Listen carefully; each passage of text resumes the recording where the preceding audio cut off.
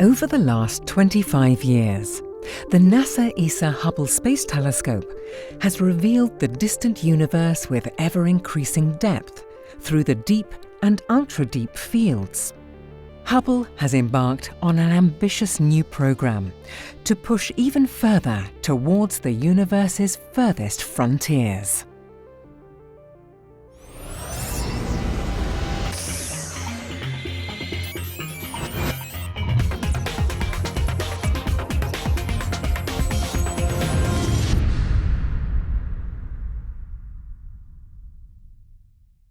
Hello and welcome to another episode of the Hubblecast.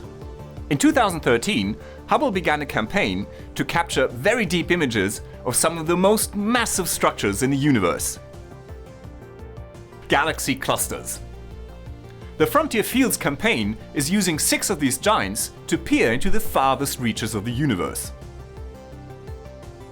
The enormous amount of mass in a galaxy cluster means that it bends the space around it and acts like a gigantic magnifying glass.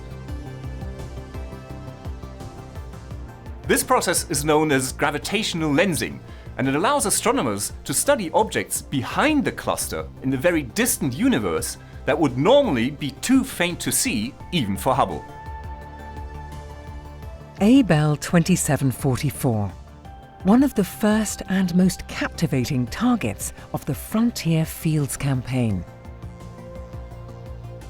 Like all large galaxy clusters, Abell 2744's mammoth mass is warping the space around it and magnifying the light from distant galaxies behind it. This produces weird and wonderful arrangements of warped light in the form of arcs and distorted shapes. Magnified by Abell 2744, some of the most distant galaxies ever found became visible. These galaxies are so distant that the light Hubble has captured from them was emitted when the universe was just 500 million years old. These distant galaxies, some of the first to form in the universe, offer astronomers a glimpse of the conditions in the early universe.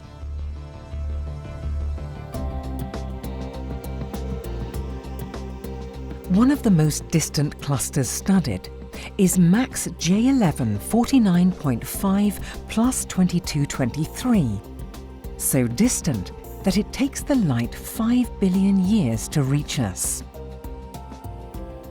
Using this cluster, Hubble has captured a rare event for the first time: the gravitationally lensed image of a supernova, arranged 4 times in a galaxy in the cluster. The light from the dying star was magnified by the mass of the cluster, and as it is perfectly aligned with one of the galaxies in the cluster, its light has been split into 4 images. By studying gravitational lensing, astronomers are able to map out the total amount of matter in galaxy clusters. Now, this mapping is a very valuable tool in the search for one of the most elusive components of the universe: dark matter. If a galaxy cluster contained only the matter that we can see directly, it would never have the gravitational power to distort the light as we observe it. So, there must be additional dark matter present, and gravitational lensing tells us how this dark matter is distributed within the cluster. In the case of MAX J1149, our understanding of the distribution of dark matter is in fact so good that it allowed us to predict the appearance of a 5th image of the lens supernova in December 2015.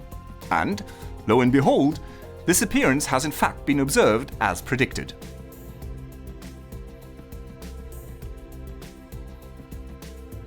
As well as observing the clusters, Hubble puts its multiple cameras to use during the cluster observations by also observing 6 parallel fields, regions near the galaxy clusters. While these adjacent images cannot be used for gravitational lensing, Hubble uses them to perform deep field observations, and therefore to give astronomers an even larger window on the early universe. So far, Hubble has completed the observations for 3 of the 6 frontier fields clusters and their parallel fields. These data are already teaching us a lot about the very early universe, and they are paving the way for the James Webb Space Telescope in its quest for the very first generation of galaxies.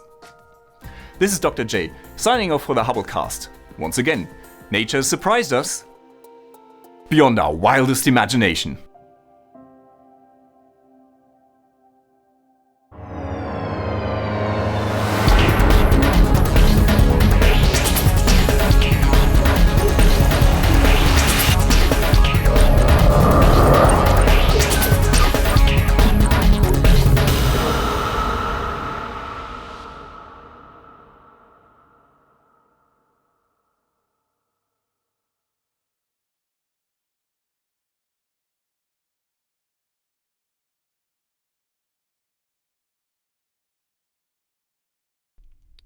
Now that you've caught up with Hubble, make sure to get the latest from the ground too. The ESA Cast highlights the best of the European Southern Observatory and its powerful telescopes that observe from high in the Chilean Andes, at the Southern Hemisphere's best-known sites for astronomical observations.